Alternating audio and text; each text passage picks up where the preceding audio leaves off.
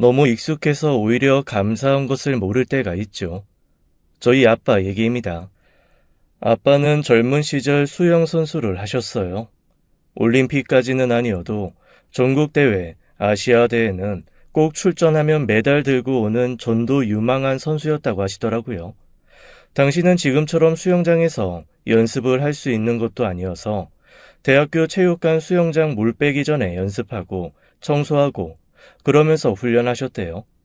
이후에 대회 성적도 좋고 메달도 따면서 후원이라는 것도 받아보고 운동에 재미가 붙을 때쯤 첫 번째 고비가 아빠에게 찾아왔습니다. 바로 할아버지가 돌아가신 거였죠. 채소 도매상을 하시던 할아버지는 순하고 얌전하신 분이었는데 옆 가게 주인이 술을 먹고 행패 부리는 걸 막아서다가 뿌리치는 손을 맞아 쓰러지셨어요. 병원으로 옮긴 지 며칠 되지 않아 할아버지답게 조용히 눈을 감으셨습니다. 그때가 엄마와 아빠가 한참 연애를 시작할 때였다고 하시더라고요. 내가 그때 네 엄마한테 반했지 않냐? 연애한 지 얼마 안 된 상태에서 남자친구 아버지가 쓰러지신 건데 뭐 우리가 미래를 약속한 것도 아니고 그냥 서로 좀 호감 있는 사이였잖아. 그런데 몸 약한 어머니 병원에 붙어 있다가 줄초상 난다고 병원에 와서 며칠을 꼼짝 않고 간호를 하대. 어휴, 엄마가 바보네. 요즘에는 그러면 바보 천치 취급받아. 그러자 아빠가 씩 웃으면서 그러셨습니다. 엄마의 그런 모습을 보고 아빠는 만난 지 얼마 되지 않았지만 결혼을 결심했고 할머니는 돌아가시는 그날까지 시집살이는커녕 정말 손에 물 한 방울 안 묻히게 우리 며느리 하셨다네요.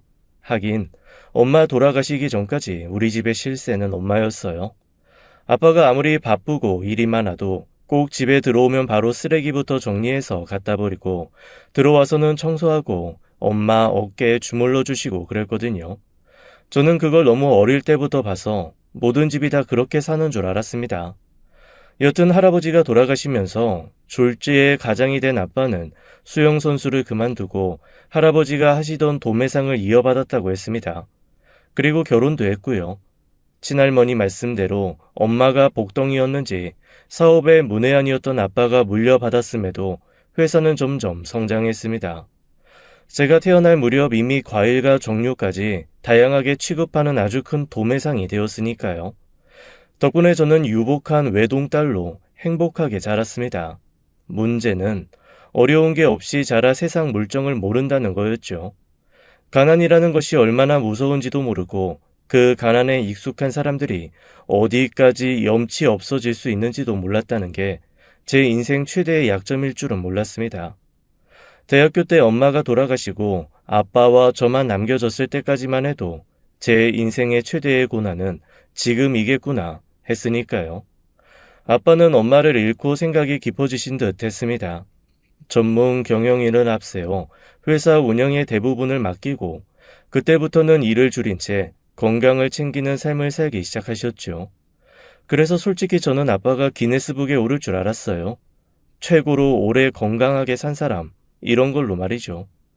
결혼 후에도 남편은 몇 번 아빠와 등산을 다녀온 후로 저한테 이러더라고요. 장인어른이 나보다 오래 사실 것 같아. 와, 야, 어떻게 그 높이를 한 번도 안 쉬고 올라가시지? 우리 아빠 건강한 건 뭐 감사하지. 부모 건강한 것만큼 자식한테 다행인 게 어디 있어. 야, 그것도 돈 있는 집에서나 그러지.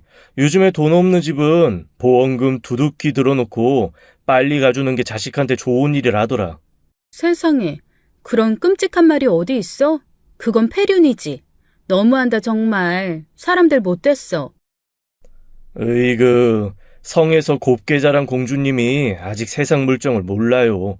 김병에 효자 없다는 말이 왜 있겠어. 사람 사는 거 예나 지금이나 다 똑같다니까. 남편의 말을 듣는데 소름이 확 돋더라고요. 그러면서 한편으로는 이 인간이 정말로 그런 생각을 하고 사는 건가 세모 눈을 뜨고 보게 되었습니다. 사실 얼마 전에도 남편이 비슷한 말을 한 것을 듣고 좀 마음에 걸리는 것이 있었거든요. 뉴스에서 어려운 아이들에게 무료로 음식을 주는 가게 사장을 칭찬하는 내용이 나왔는데 그걸 보고 얼굴을 딱 찡그리더니 이러는 겁니다. 저러니까 거지근성, 가진 사람들이 계속 늘어나는 거야. 없으면 없는 대로 찌그러져 살아야 하는 걸 알아야 하는데, 착한 척 하면서 도와주는 사람들이 있으니 호의가 당연한 줄 알고 빌붙는 거라고. 사실 그 얘기를 듣고 저는 가슴이 철렁했습니다. 솔직히 남편의 집은 몹시 가난합니다.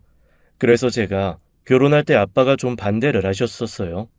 하지만 결국 허락하시면서 아빠가 이렇게 말씀하셨거든요. 사람 본성은 이 돈이 없을 때 나오는 게 아니라 돈이 있다가 없고 없다가 있는 딱 그 경계점에서 나와.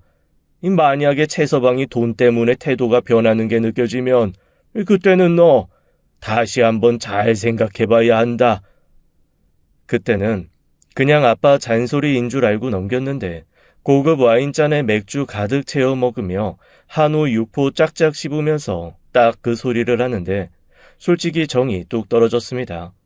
하지만 그걸 가지고 제가 뭐라고 할 수는 없잖아요. 죄를 지은 것도 아니고 그렇다고 실제로 뭔가 나쁜 짓을 한 것도 아닌데 어떻게 보면 저와 생각이 다르다는 이유로 싸울 거리 만드는 건데 그건 아니다 싶었죠. 그리고 그런 자잘한 일로 신경 쓸 수 없을 만큼 큰 일이 그 즈음 제게 닥쳐오고 말았습니다. 조금도 걱정한 적이 없는 아빠 건강에 적신호가 커진 거였어요. 저는 물론이고 아빠도 형제가 없는 데다 그나마 왕래하는 친척은 아빠의 사촌들, 그 사촌의 자녀들 뿐이었거든요. 당연히 친밀한 건 아니었고요.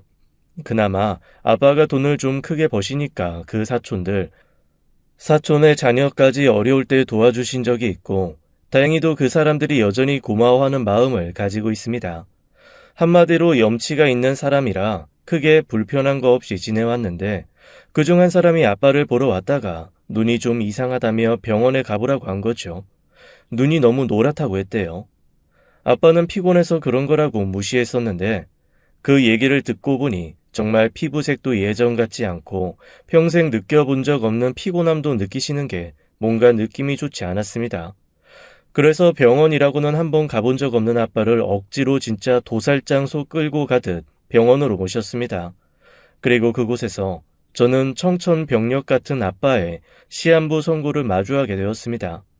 이미 몸 곳곳에 종양이 가득 퍼져서 어떻게 손을 쓰기도 어려운 상황이더라고요.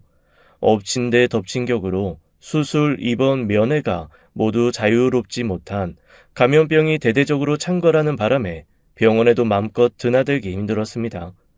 해드릴 수 있는 건 사는 동안 조금이라도 안 아프게 평안하게 사실 수 있게 시술 몇 개를 하는 것과 병원에 입원해서 진통제를 지속적으로 공급받는 것 외에는 없었습니다. 저는 그거라도 해야 한다고 우겼습니다. 아빠, 나 한 맺혀서 못 살아요.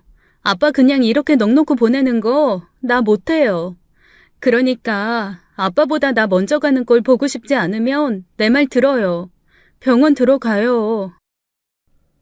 지금 면회도 어렵고 보호자 상주도 힘든데 네가 어떻게 날 돌봐? 이래도 죽고 저래도 죽을 거. 나 그냥 평소처럼 살다 갈란다. 난 못해. 내가 아빠 간병인 구하고 그분이랑 교대로 왔다 갔다 할게. 그리고 최서방도 있고. 저는 간병인과 저, 남편 이렇게 셋이서 3교대를 하면 그래도 아빠가 외롭지 않게 병원에 계신 동안 돌봐드릴 수 있지 않을까 하는 생각을 했습니다. 그런데 이건 그냥 제 순진한 바람이었더라고요. 처음에는 다 할 것처럼 얘기하던 남편은 자기 차례가 올 때마다 이런저런 핑계를 대며 한 번, 두 번 빠지기 시작하더니 결국 열흘간 출장을 가야 한다고 통보했습니다. 출장? 이 시기에? 당신이 꼭 가야 돼? 우리 이번에 수입 과일도 취급하기로 했잖아. 필리핀에 있는 코끼리 망고 농장에 직접 가서 체크해야 할 것들이 많아. 지난번에 들여온 무지개 망고 대박난 거 알고 있지? 그때는 아버님이 가셨는데 지금은 못 가시니까 나라도 가야지. 이게 수입 과일 들여오는 게 쉽지가 않네. 알았어. 아빠가 보고 싶어 하시는데 가기 전에 그럼 얼굴이라도 한번 비춰. 어떡하지? 예전처럼 면회 시간이 좀 자유로우면 짬내서 가겠는데 회사 일하면서 면회 시간 맞추기가 쉽지가 않네. 장인어른한테는 내가 전화 드릴게. 미안해, 면세점에서 뭐 좀 사다 줄까? 그렇게 남편은 제게 서운함만 한가득 남긴 채 출장을 떠났습니다. 아픈 아빠 앞에서 내색도 못하고 그저 속만 상하더라고요. 하지만 눈치 빠른 아빠가 그걸 모르실 리가 없죠. 저한테 슬그머니 최서방은 많이 바쁘냐고 물어보시더라고요. 수입 과일이 힘든가 봐. 필리핀으로 무슨 호랑이 망고인지 코끼리 망고인지 그거 건품하러 갔어요. 어? 아이고, 그거 내가 지난번에 다 마무리 짓고 왔는데 뭔가 또 일이 생겼냐? 아빠가 고개를 갸웃하시면서 경영사장에게 전화를 해보겠다 하시더라고요. 핸드폰을 들고 번호까지 누르던 아빠가 통화를 하려다 멈추고 이렇게 말씀하셨습니다. 아이고, 아니다. 아유, 어차피 믿고 맡긴 거 내가 여기 누워서 물어보고 알아보고 해봐야 그게 무슨 소용이냐. 알아서 하겠지. 그렇게 전화하는 걸 그만둔 아빠는 공허하게 텅 빈 눈으로 창밖을 바라보셨습니다. 마음이 너무 무너지고 아프더라고요. 그리고 한편 남편에게 대한 원망스러운 마음이 불쑥 치고 올라왔습니다. 이러면 안 되지만 대체 내가 자기를 어떻게 이 자리까지 올려놓았는데 라는 분한 마음이 용암처럼 흘러나와 저를 펄펄 끓여 녹이는 것 같았습니다. 처음 남편과 결혼한다고 했을 때 제가 가장 많이 들은 얘기는 마더 테레사였습니다. 대체 왜 라면서 제가 남편이랑 결혼하는 걸 이해할 수 없다는 사람이 가장 많았어요. 그도 그럴 것이 저는 남부러울 것 없는 환경에서 자란 말 그대로 소공녀 같은 여자였고 남편은 지지리 궁상 정말 아무것도 없이 무너지는 시골집에서 서울로 상경해 하루 벌어 하루 먹고 사는 오토바이 배달부였거든요. 그런데 제가 남편에게 반한 건 딱 하나였습니다. 다른 사람들은 배달이 없을 때는 오토바이를 세워놓고 핸드폰 게임을 하거나 근처의 오락실 같은 데 가서 시간을 때우는데 남편은 늘 땀을 뻘뻘 흘리면서도 그늘을 찾아 앉아서 책을 읽고 공부를 하더라고요. 그 모습 하나가 저를 움직였고 저희 아빠를 설득했습니다. 저희 시부모님은 정말 가진 게 두 손 두 발밖에 없는 분들이셨어요. 오죽하면 처음 상견례를 하고 나서 저희 아빠가 슬그머니 시부모님 사시는 시골집에 가보신 모양이에요. 그리고는 바로 그 다음날 제 남편을 불러들여 이렇게 말씀하시더라고요. 내가 너희 집을 50평짜리 해주려고 했는데 그거 30평으로 줄이고 나머지 20평은 서울에 사돈댁집 하나 해주려고 하네. 다만 그거는 내 딸 명의로 할 거야. 내 딸이 명절마다 인사 가는 집 그래도 멀쩡했으면 좋겠는 아비 마음이니까 받아들여줬으면 좋겠네. 남편이 아무 말도 없이 그냥 감사하더구만 하더라고요. 그렇게 저희 아빠는 저 시집 보내시면서 저희가 살 집, 그리고 시부모님과 시누이가 살 집까지 싹 마련을 해주셨습니다. 난생 처음 도시 아파트 살게 된 시어머니 시아버지, 처음에는 저한테 그저 우리 아들이랑 살아주는 것만도 고맙다고 엄청 잘하셨어요. 그런데 참 사람들이 욕심이 끝이 없죠. 조금씩 바라는 게 늘어나시더라고요. 냉장고도 필요 없다 하시던 분들이 어느새 양문형 냉장고, 김치 냉장고, 저는 없는 와인 냉장고까지 딱 갖추고 사시기 시작했고 시누이는 말끝마다 자기 결혼할 때 사돈 어른이 뭐 해주실지 기대된다는 얘기를 하더라고요. 그때마다 그냥 웃으면서 넘겼지만 마음 한구석으로는 이래서 머리 검은 짐승은 거두는 게 아니라는 말이 있나 보다라는 생각을 하며 그저 고개만 저었습니다. 그리고 부디 아빠에게 이런 얘기들이 들어가지 않기만을 바랬죠. 모든 건 제 선택이니 제가 속상하고 힘든 건 괜찮았지만 그로 인해 아빠까지 속상하고 힘든 상황에 놓이게 하고 싶지는 않았거든요.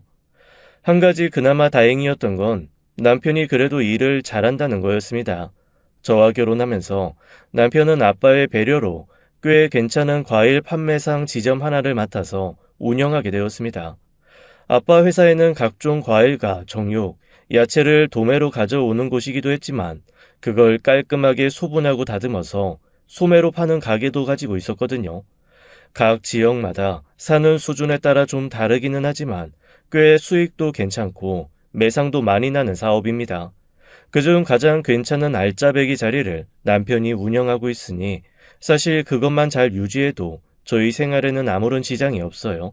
신혼 초에 딱 한 번 시아버지와 시어머니가 가게 자리 하나 탐내셨던 적이 있었는데 저희 아빠 그때는 또 아주 냉정하게 딱 잘라 거절을 하시더라고요.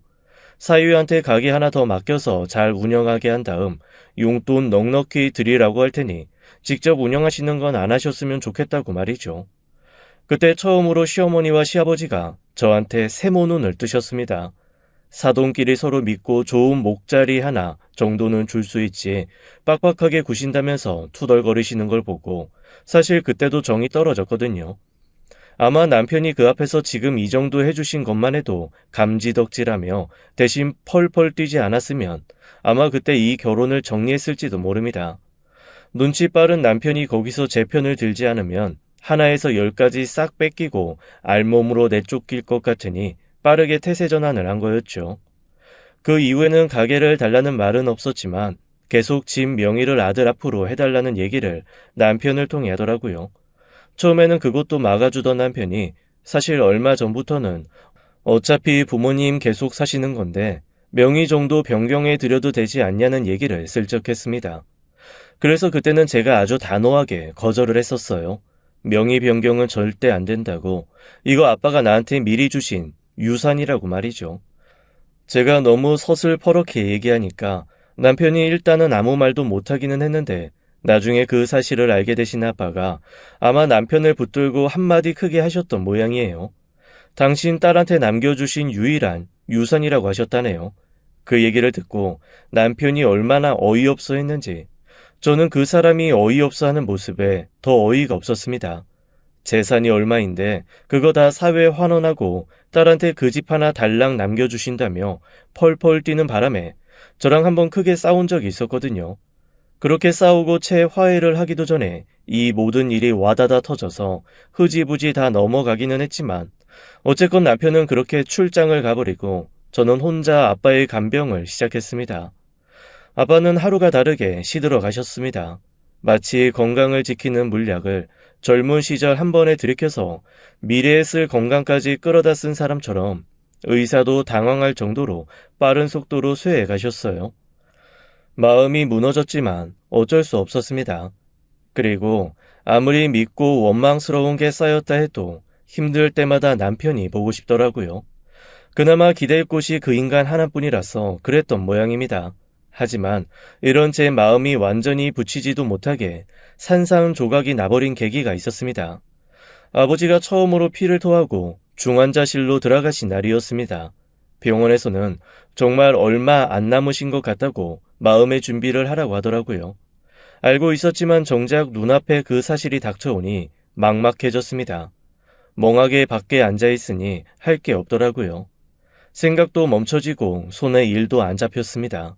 진짜 멍한 상태로 아무 생각 없이 SNS를 열었습니다.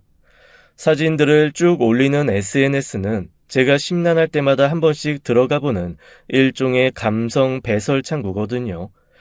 그냥 이런저런 사진들을 보다 보면 시간이 훅 가고 다른 세상 들여다보면서 우울한 제 현실을 잠시라도 잊을 수 있을 것 같아서 가끔 들립니다. 개인적으로는 제 사생활이 알려지는 게 싫어서 저는 사진을 올리지 않지만 남들 거 한 번씩 보면 환기가 되고 좋더라고요. 그래서 그날도 무심히 SNS를 열었는데 어라? 익숙한 얼굴이 하나 보이는 겁니다. 신우이였습니다. SNS가 신기한 게 연락처가 저장되어 있으면 어떻게 귀신같이 그 사람을 찾아내서 알 수도 있는 사람에 한 번씩 띄워주더라고요. 딱 제 눈에 신우이가 불과 2시간 전에 올린 사진이 뜬 거죠.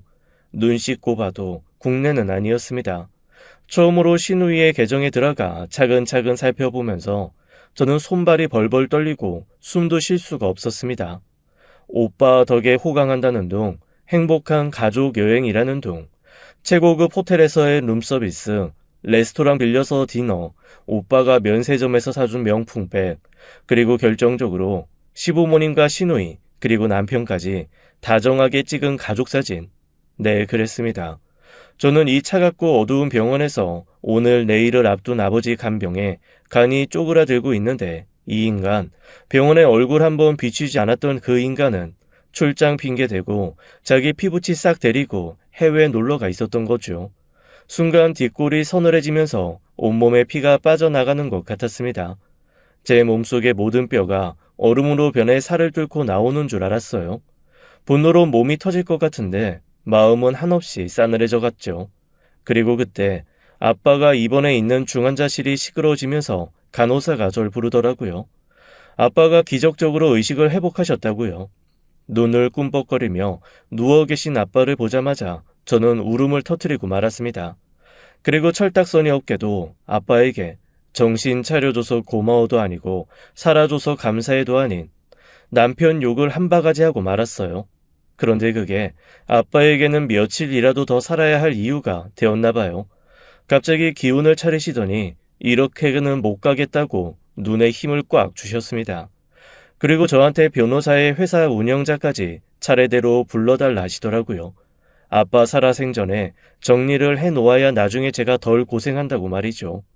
하루하루 살얼음 같은 상황에서 아빠는 마지막을 준비하시고 저는 그런 아빠를 보며 숨죽여 우는 동안 신우이의 SNS는 매일 새로운 사진이 몇 개씩 올라왔습니다. 그중 저를 가장 화나게 한 건 바로 신우이가 달아놓은 한 문장 때문이었어요.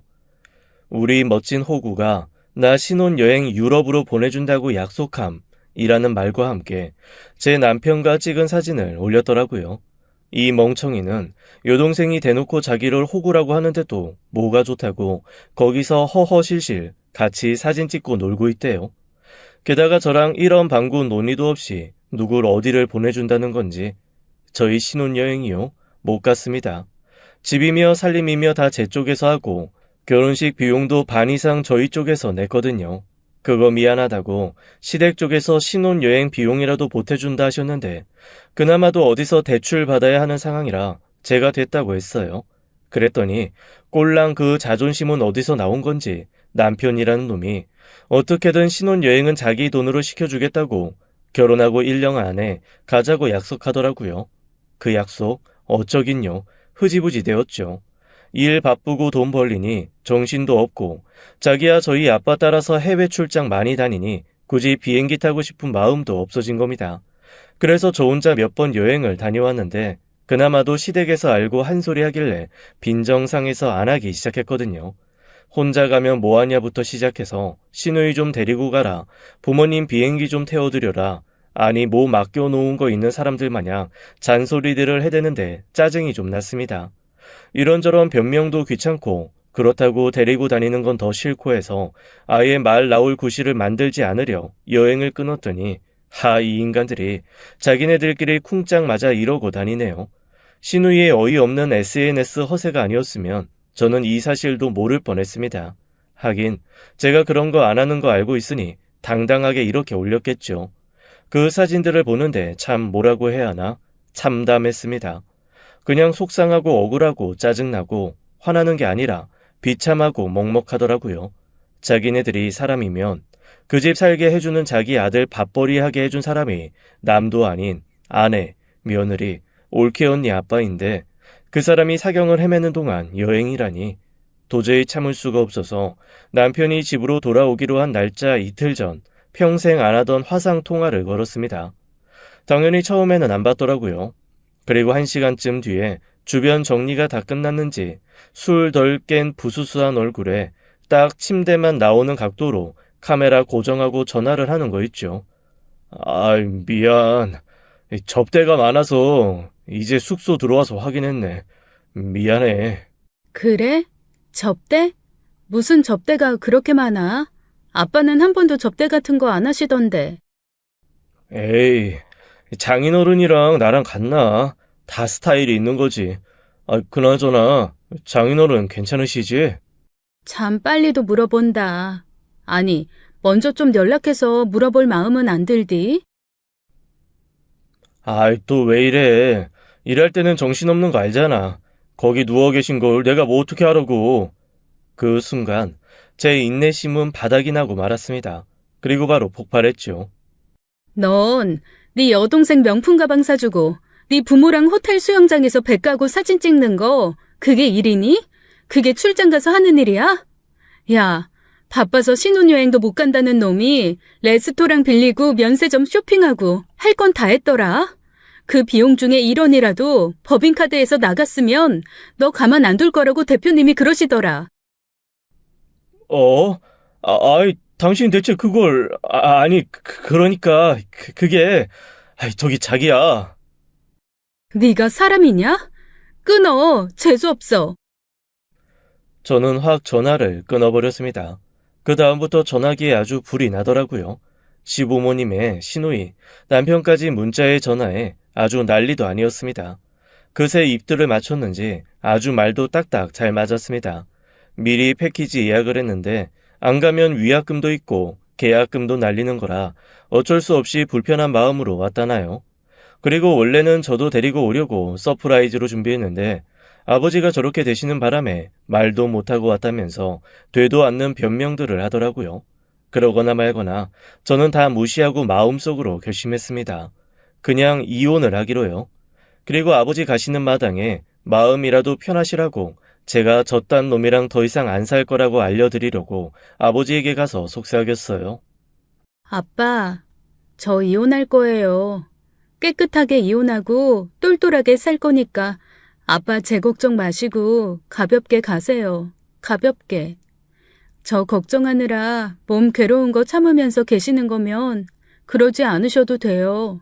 나 아빠 딸이잖아. 똑똑하게 잘할 수 있어요. 그런데 제 그 말을 아빠가 듣고 싶으셨나 봐요. 그날 낮까지만 해도 회사 사람, 변호사, 이 사람 저 사람 만나면서 그래도 의사소통 하시던 아빠가 저의 그 얘기를 마지막으로 의식을 잃으셨습니다. 아빠는 그로부터 열흘간 혼수 상태로 계시다가 세상을 떠나셨어요. 남편이라는 놈은 그 와중에도 공항에서 바로 병원으로 온 것이 아니고 집에 가서 샤워하고 한숨 자고 이발까지 싹 하고 술렁술렁 왔더라고요. 그리고 제 눈치 살살 보면서 뭐라고 말을 하고 싶어 하는데 꼴도 보기 싫어서 쳐다도 안 봤습니다. 이미 아빠는 의식이 없는 상태에 있고 이놈은 제 인생에서 아웃될 거 결정이었으니까요. 하지만 저도 이대로는 순순히 놓아줄 수 없으니 겉으로는 그냥 이렇게 말했죠. 미리 약속된 거였다며. 괜찮아. 그리고 그 말을 하고 나서 저는 이 사람이 그냥 못되거나 염치 없는 게 아니라 머리까지 나쁘다는 걸 뼈저리게 깨달았습니다. 제가 그런 말을 할 때는 정말 꼴도 보기 싫어서 제 인생에서 놓아주려고 더 이상 말을 해봐야 소용없다는 게 너무나 뻔해서 그런 거잖아요. 그런데 그걸 모르고 정말로 자기를 이해하고 용서하는 걸로만 생각을 하더라고요. 이렇게까지 눈치가 없고 멍청한 인간인 줄 알았으면 결혼조차 하지 않았겠지만 이제와 어쩌겠습니까? 다 제가 찍은 발등이죠. 제가 용서했다고 생각하고 그 다음에 더 이상 자기한테 뭔가 조치를 취하지 않을 거라고 생각했는지 긴장한 것도 다 풀어버리고 그저 방만해지기 시작했습니다. 저희 아버지 3일 내내 장례식을 치르는 동안에도 그 사람이 상주로서 자리를 지킨 건 다 합쳐봐야 5시간이 안 될 거예요. 무슨 일을 그렇게 열심히 하겠다고 조금만 앉아있다가 엉덩이를 들썩들썩하며 벌떡 일어나 갑자기 급한 일이 생겼다는 핑계를 댔습니다. 정작 회사 대표님은 첫날부터 내내 와서 저랑 같이 상주석에 서주시거나 테이블 돌아다니면서 조문객과 인사하시느라 수척해지고 계시는데 말이죠. 고작 지점 하나 운영하면서 거대 기업 운영하는 양 회사로 가봐야겠다고 뛰쳐나가고 조문객이 다 사라질 저녁 늦을 무렵 다시 슬슬 돌아오는 거 있죠. 그리고는 저를 데리고 집에 갔다가 다음날 아침에 데려다 주는 거, 그게 그 사람이 한 일의 전부였죠. 오죽하면 장래의 마지막 날 아버지의 오랜 지인이자 현재까지 아빠 대신 운영을 해주신 사장님이 고개를 절레절레 저으시며 그러시더라고요. 저런 캐릭터였나? 고참 의외네. 창피한 건 고스란히 제 몫으로 남았습니다. 게다가 시댁은 더 가관이었습니다. 첫날 와서 문상하고 글쎄 새 식구 부조금 얼마 낸 줄 아세요? 시어머니 시아버지 그리고 시누이 이 셋이 와서 같이 낸 부조금이 5만 원이었습니다. 제가 그 맛 가지고 뭐라고 할 수는 없지만 그래도 자기는 집 살게 해주고 아들한테 직장 마련해준 사돈이 돌아가셨는데 그래도 10만 원 단위는 챙겨야 사람 아닌가요? 뭐 이것까지도 사정이 안 좋으면 그럴 수 있다 이해하려고 했습니다. 그런데 그 자리에서 저희 시누이가 저한테 아주 큰 실수를 했죠. 그 멍청한 것이 저한테 글쎄 이러는 겁니다. 사돈 어르신이 나 결혼할 때 진짜 큰 거, 좋은 거 해주신다 그랬는데, 돌아가시기 전에 혹시 언니한테 별 말씀 없으셨어요? 아, 진짜 나 결혼하는 것까지만 보고 돌아가시지. 순간 저희 아빠 장례식이고 뭐고 이 자리에서 상 뒤집어 엎고 육개장을 이 기집애 머리 위에 쏟아 부어야 하나 말아야 하나 엄청 큰 갈등이 오더라고요. 제가 말없이 가만히 노려보고 있자니 그나마 그 기집애보다는 조금 눈치 있는 시어머니가 시누이 옆구리를 쿡쿡 찌르면서 이렇게 말하더라고요. 아유, 얘는 뭘 그런 얘기를 여기서 해. 네 새언니가 오죽이나 알아서 잘해줄까. 가자, 어? 오래 있어봐야 상주들 번잡스럽고 힘들어. 그렇게 동남아에서 새까맣게 태운 번지르르한 얼굴들을 하고 딸랑 5만 원 낸 저희 시댁 식구들이 총총히 사라지면서 제 인내심도 다 사라졌습니다. 정말 마지막까지 남아있던 제 모든 연민과 참을성이 싹 말라버리더라고요. 장례식을 마치고 저는 본격적으로 이혼 준비에 들어갔습니다. 이럴 때는 참 평생 도움 안 되는 것 같았던 시누이가 도움이 되더라고요. 시누이의 SNS는 그야말로 정부의 보고더라고요. 그동안 관심이 없어서 제대로 보지 않았는데 한번 보기 시작하니까 제가 몰랐던 그 시절부터 남편이 얼마나 많이 이것저것 빼돌려 시댁에 갖다 줬는지 한눈에 다 파악할 수 있었습니다. 그리고 그때 몹시 의심스럽고 이상한 댓글을 하나 보게 됐어요. 시누이한테 우리 아가씨 참 사랑스러워요 라는 댓글을 단 여자가 있는 거예요. 제 촉이 이상하게 반짝였습니다. 시누이한테 아가씨라고 할 여자 이 세상에 저밖에 없는 거잖아요. 그래서 혹시 저를 만나기 전에 사귀었던 여자가 있었나 싶어서 댓글을 달았던 시점을 봤더니 불과 4개월 전인 겁니다. 그 여자의 SNS를 누르고 들어가 봤죠. 제 눈앞에 펼쳐진 사진에 저는 어이가 없어서 코웃음만 치고 말았습니다. 아주 세상 다정한 커플 사진이 수십 장인데 그 커플 사진마다 나오는 남자, 제가 너무 잘 아는 사람이더라고요. 바로 제 남편이요. 하다하다 이 인간이 글쎄 바람까지 피우고 있었던 거 있죠. 그것도 강 크게 회사 여직원과 말입니다. 하나하나 사진에 달린 글을 읽었습니다. 아주 글만 봐서는 세상에 하나뿐인 사랑이고 하늘만 허락한 사이고 애절하고 애틋해서 아주 봐줄 수가 없더라고요. 더 기막힌 건 시댁에서도 이 여자의 존재를 알고 있었다는 거죠. 이 속물인 시댁 구미에 딱 맞게도 시부모님 만나면서 명품 선물 하나씩 들고 가서 안겼더라고요. 그 순간 제 머리를 치고 지나가는 사건이 하나 있었습니다. 몇 달 전에 안 그래도 남편 카드 내역 중에 엄청 비싼 명품 가방, 남자용 시계 이런 것들이 있어서 제가 물어봤거든요. 그때 남편 하는 말이 우수사원 포상 상품을 사는데 위에서 결제가 늦게 떨어져서 일단 자기 돈으로 사고 나중에 회사에서 돈 받아 메꾸려고 했다는 겁니다. 그때도 좀 어이없기는 했어요.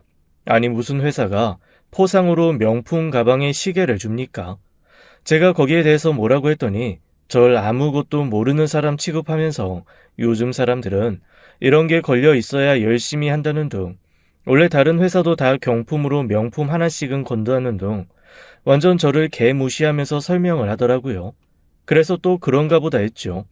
그런데 그 사진을 보니 내연녀가 자기 부모님한테 갖다 주는 선물을 이 상등신 인간이 자기 돈으로 사서 전해줬던 겁니다.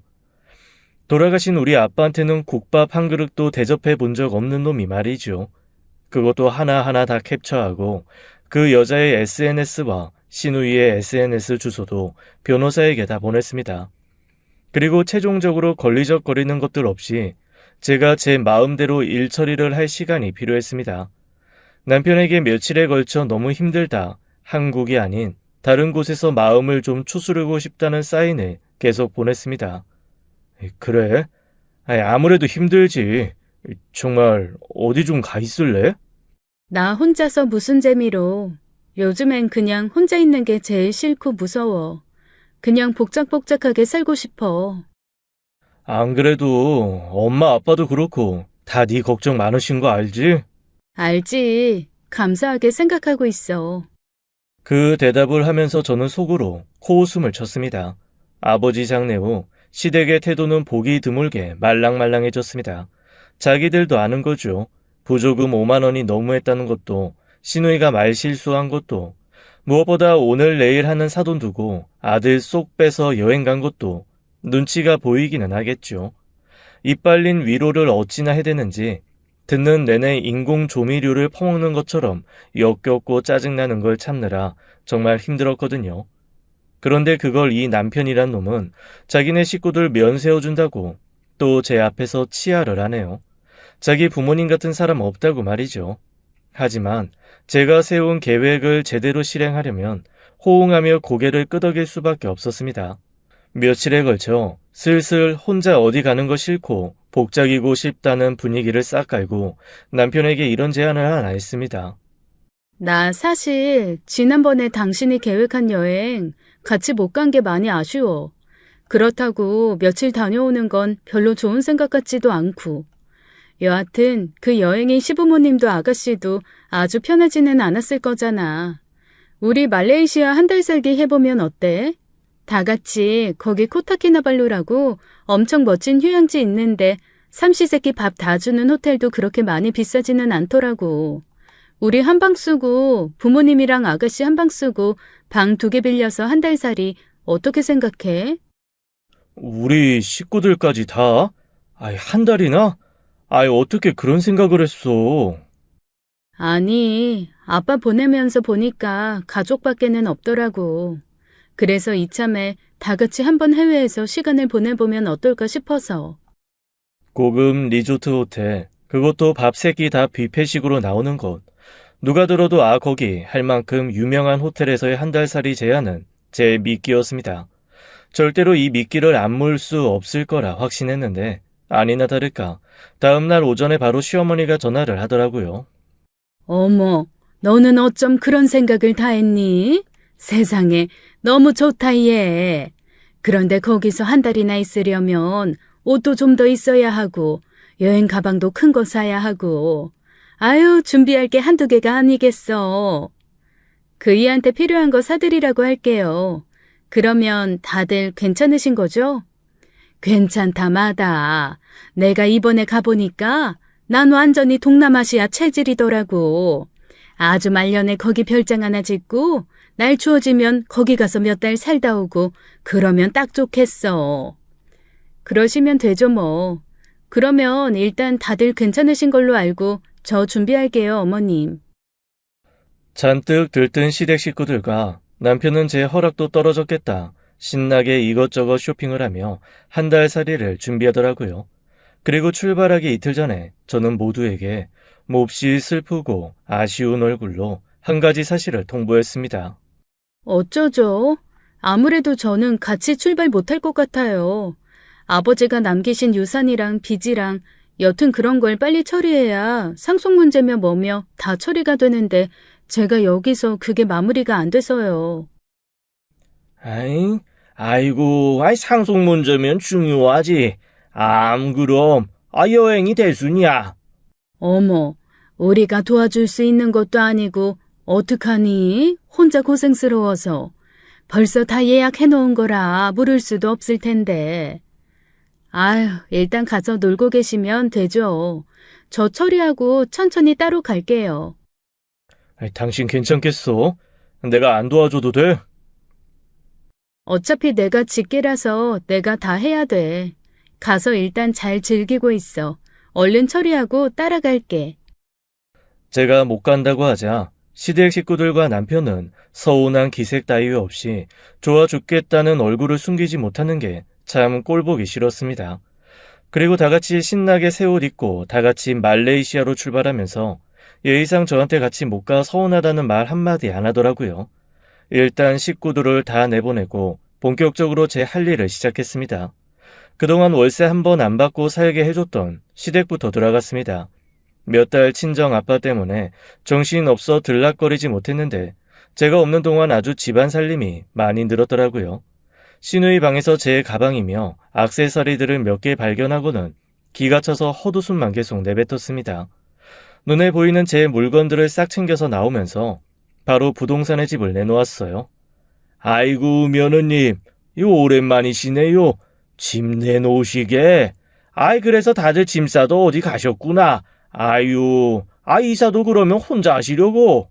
그러게요. 제가 일복이 많아요. 그런데 혹시 살림을 좀 보관할 만한 창고 같은 거 아세요? 집에 살림을 잠시 보관 좀 해야 될 것 같은데. 있죠. 있어요. 아니다. 혹시 냄새가 좀 나려나? 왜요? 무슨 냄새요? 여기서 차로 10분 거리에 얼마 전까지 이 수산물 가공식품 창고로 쓰이던 곳이 있는데, 거기가 냉방방 시설도 되어 있고 부지도 좁지 않아서 이 주인이 당분간 창고나 그런 걸로 쓸 사람 있으면 소개해달라고 했거든요. 그런데 아무래도 수산물 가공식품을 보관했던 곳이라 이 비린내가 살짝 남아있어서, 집살림이면 조심스럽잖아요. 괜찮아요. 대신 좀 싸게 부탁드려요. 부동산 사장님은 얼른 창고를 가지고 있는 분에게 전화를 걸었습니다. 살짝 골치 아픈 물건이었는지 아주 싼 값에 빌려주겠다고 하시더라고요. 그러면서 전기세는 별도라고 하시길래 썩는 거 상하는 거 없으니 전기 연결 안 해주셔도 된다고 했습니다. 그러면 습기 차서 오시며 가구 상한다고 걱정하시길래 괜찮다고 했죠. 뭐 그러거나 말거나였으니까요. 저로서는 일단 빨리 집을 비우는 게 중요했거든요. 집은 평수도 적당하고 목도 좋아서인지 내놓은 지 3일 만에 임자가 나타났습니다. 젊고 너무 사랑스러운 부부더라고요.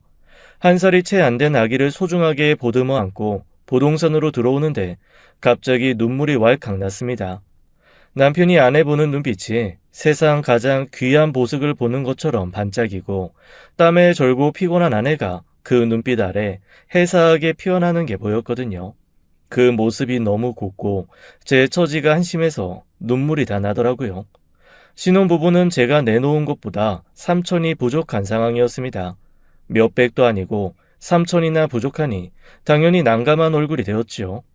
사정을 들어보니 아이와 함께 자리 잡을 집이 필요해서 무리해서 대출을 받고 받은 게 3천 부족한 금액이었더라고요. 그냥 그 돈에 줄게요. 그리고 혹시 냉장고나 세탁기 필요하면 제가 두고 갈 테니 쓸래요? 정말이요? 아까 집 보면서 보니까 완전 신상 새 거던데. 어차피 다 정리할 거라서요. 제가 안에 들어있는 건 사람 불러서 싹 치워드리고 청소 싹 해드릴게요. 그리고 원래 집 팔면서 안 하기는 하는데 도배랑 바닥은 싹 제가 해드릴게요. 싱크대랑 화장실은 작년 말에 수리해서 아직 새 거고요. 3천이나 깎아주시는데 살림도 빌트인으로 넣어주시고 도배랑 바닥은 저희가 해도 되는데요. 아이 키우면서 오죽 돈이 많이 들까. 행복하게 살아요. 저 집, 아버지가 저 물려준 귀한 집인데 제가 사정이 급해서 파는 거라 좋은 분들 들어와 주는 게 고마워서 그래요. 저는 졸지에 세상에 둘도 없는 착하고 천사 같은 집주인이 되었습니다. 도배, 바닥 싹 해주고 입주 청소도 해주고 몇 달 전 남편 놈이 저 몰래 새로 사서 싹 들여놓은 중가전들도 청소해서 놓아주었습니다. 안에 있던 음식물들은 동네 고물상에서 원래 시어머니가 쓰던 것과 비슷한 냉장고를 구해 다 채워놓고 창고로 옮겨두었죠. 그 안에서 썩건 어쩌건 그건 제 할 바가 아니었고요. 부동산 사장님이 슬그머니 저한테 굳이 이렇게까지 해줄 필요 없다고 하시길래 제가 이랬습니다. 이거요. 제 나름대로 그냥 씻김국 같은 거 그런 거 하는 심정인 거예요. 네. 그게 무슨... 에휴, 그런 게 있어요, 사장님. 제가 돈도 깎아주고 집안 단장에 살림까지 싹 넣어준다 하니 젊은 부부는 이런 기회에 놓칠세라 하루라도 빨리 들어와서 살겠다 했습니다. 그렇게 시댁 식구들과 남편이 코타키나발루에서 황제 놀이할 동안 저는 한국으로 돌아와 바로 거지의 현실로 돌아갈 준비를 했지요. 집을 판 후에는 남편이 운영하던 지점을 손봐야 했습니다. 아빠가 돌아가시고 며칠 뒤 법인 변호사와 경영 대표님이 절 찾아왔습니다. 그리고는 아빠가 저한테 가지고 계신 지분을 다 넘기셨고 경영 대표님이 가지고 있던 지분도 큰 금액으로 인수, 제게 남겼다 하시더라고요. 말 그대로 제가 회사 최대 주주가 된 거죠. 경영 대표님은 제게 이렇게 말씀하셨습니다. 네가 원하면 나는 회사 경영을 넘길 예정이다. 안 그래도 네 아빠가 그렇게 일찍 가지 않았으면 올해까지만 하고 은퇴하려 했거든. 나도 나이가 있잖냐. 아이 그런데 네 아빠가 날 병원으로 불러서 부탁하더라. 네가 아무 준비가 안 된 채로 이 경영을 맡으면 당황할 테니 좀 도와주라고. 그래서 저는 딱 3년만 제가 회사를 잘 경영할 수 있을 때까지만 도와달라고 했습니다. 대신 그분은 고문으로 올리고 제가 대표이사에 취임하기로 했죠. 집을 정리하고 바로 저는 회사 대표이사에 취임을 했습니다. 그리고 제일 먼저 한 일은 남편이 운영하던 지점의 지점장을 교체하는 일이었어요. 장부를 살펴보니 이 인간 그동안 착복한 돈도 솔찬히 많더라고요. 그중 일부는 그룹 바람 피운 여자 주머니로 들어간 것도 잡아냈죠. 근 1,000만 원에 달하는 돈을 빼돌린 증거를 들이대며 상간녀 소송과 회사 비용 횡령을 근거로 소송을 하겠다고 하니 그 여자 울면서 싹싹 빌더라고요. 자기는 제 남편이 꼬셔서 어쩔 수 없이 넘어간 피해자라나요? 그러면서 실수를 한 거라고 하길래 제가 실수는 길 가다가 돌부리에 넘어지는 것, 물인 줄 알고 마셨는데 커피인 것, 그런 게 실수지 오랜 시간 돈 빼돌리고 남자 만난 건 실수 아니라고 쏘아붙였습니다. 더 크게 일 만들고 당하고 싶지 않으면 내 남편한테는 지금 이 일 입 다물어요. 조잘조잘 알렸다가는 1원 한 푼까지 다 책임 물을 거니까. 겁에 질려 끄덕이는 바보 같은 여직원은 바로 해고하고 이 모든 상황을 바로잡을 만한 똘똘한 사람 하나를 구해 점장으로 앉혔습니다. 그렇게 열흘 정도 지나 모든 것이 제대로 돌아가기 시작할 때쯤 처음으로 남편에게 전화가 오더라고요. 그동안 잘 도착했다는 문자 외에 근 20일이 다 돼가도록 언제 오냐, 별일 없냐 소리 한 번 없었거든요. 저기 여보, 나 회사 메일 들어가 봤는데 좀 이상한 거 봐서 내가 점장에서 교체되었다는 인사발령 메일 봤는데 회사에서는 당신한테 물어보라 하네? 당신이 회사랑 무슨 상관이야? 아, 아빠가 물려주셨어. 이 회사 이제 내가 대표야. 자세한 건 와서 얘기해. 뭐? 당신이 대표라고? 그러면 내가 당연히 점장 따위 할 게 아니지. 나 그럼 이사? 전무? 알았어. 그래서 바빴구나. 우리 3일 뒤에 한국 들어가니까 그때 얘기해. 떡 줄 사람은 생각도 왔는데 김칫국부터 마시길래 그냥 뒀습니다. 그리고 3일 뒤 공항에 도착한 남편은 제 변호사 말에 의하면 짐승처럼 소리를 질렀대요. 제가 꼴도 보기 싫어서 변호사 통해서 이혼 서류 보내고 집 팔았다는 거 통보했거든요. 그 콩가루 집안 인간들이 글쎄 그 와중에도 이렇게 각자 할 말만 했다네요. 어머, 나 다음 주에 친구들 불러서 파티하기로 했는데 집이 없다니 그게 무슨 소리야? 너 그거 새아가가 네 앞으로 명의 돌려놓게 한다 그러지 않았냐? 그걸 아직도 안 한 거야? 아이고 이 멍충한 놈아. 아, 오빠, 진짜 어떡할 거야? 나 조만간 프로포즈 받는데. 나 뭘로 시집 가라고? 오빠가 크게 보태준다며. 낸들 알아? 지금 난 직장도 잃고 마누라도 잃게 생겼어. 이게 다 누구 때문인데? 나 이혼 못해. 하려면 재산 절반 내놓으라고 해요. 그렇게 공항에서 폐악을 부리는 바람에 변호사 선생님이 몹시 난감했다 하시더라고요. 저 진짜 너무 창피했습니다. 그런데 한편으로는 직접 안 가신 게 진짜 신의 한 수였다는 생각도 들었어요. 와, 사람들이 진짜 한순간에 야차처럼 변해서 펄펄 뛰는데 저 무슨 변신하는 괴물들 보는 줄 알았어요. 조금만 더 떠들었으면 공항 경찰들이 올 판이었어요. 감사해요. 아무래도 그럴 것 같더라고요. 그런데 공항에서 막지 않으면 바로 집으로 갈 거고 거기 사는 부부한테 피해가 갈까봐 어쩔 수 없었어요. 잘하셨습니다. 하여간 공항에서 다 마무리돼서 정말 다행이에요. 변호사 선생님은 30년 변호사 인생 중에 처음 있는 경험이었다며 고개를 절레절레 하시더라고요. 이혼 못한다고 이게 무슨 경우냐고 온 식구가 벌떼처럼 꾀꾀거려서 귀가 먹는 줄 알았대요. 남편의 적반하장은 변호사가 내민 한 뭉텅이의 사진을 보고 그제야 잠잠해졌다고 했습니다. 무슨 사진이겠어요? 불륜 사진이죠. 불륜 증거에 돈 빼돌린 정황까지 싹 정리된 서류를 보고 그제야 남편의 태도를 바꿔 빌기 시작하고 시댁 식구들도 눈치 보며 매달렸다는데 그 꼴 안 본 게 얼마나 다행인지요. 꼼짝없이 자기 잘못이라는 게 드러나고 나니 그때부터 남편은 이혼할 테니까 돈이라도 달라며 태도를 바꿨답니다. 이혼 못한다고 펄펄 뛴 게 불과 10분 전인데 말이죠. 그 인간이 그런 인간이었던 거죠. 사실 아빠가 돌아가시기 전에 제가 이혼할 거라고 했더니 저한테 그러셨거든요. 마지막은 꼭 너 말고 변호사 시켜서 해결하라고. 더 이상 꼴사 나온 거 보지 말고 남 시켜서 해결하라고 말입니다. 아빠 말씀대로 변호사 선생님께 부탁드렸더니 좋은 구경 못한 건 좀 아쉬워도 훨씬 깔끔하게 위험 있게 모든 걸 마무리할 수 있더라고요. 저는 그렇게 이혼을 마무리했습니다. 사실 이후에 남편, 아니 전 남편과 그 가족들이 어떻게 되었는지는 잘 모르겠어요. 들리는 말에 의하면 내 식구가 방 한 칸 월세집 얻어서 개처럼 싸우며 산다는 소식도 있었고, 시어머니와 시누이가 그동안 꿈쳐둔 명품 가방 팔아서 생활비 한다는 소리도 있었더라고요. 더 이상 시누이의 SNS에 새 소식이 올라오지 않아 확인할 길은 없지만 뭐 알아서들 살겠죠. 어쨌거나 저는 요즘 회사 일이 즐겁고 새로 찾은 제 인생이 귀해서 매 순간이 너무너무 신납니다. 가끔 잊을만 하면 전 남편이 새로운 번호를 만들어 자꾸 전화를 하는데 그때마다 차단 거는 것이 좀 귀찮기도 해도 그것만 빼면 다 좋아요. 단 하나, 제가 이렇게 기펴고 예쁘게 씩씩하게 사는 모습을 아빠께 못 보여드린 거, 그거 하나가 마음에 남아 아프기는 한데 하늘에서 보고 계실 거라 생각하고 있습니다. 앞으로는 절대로 멍청하게 살지 않으려고요.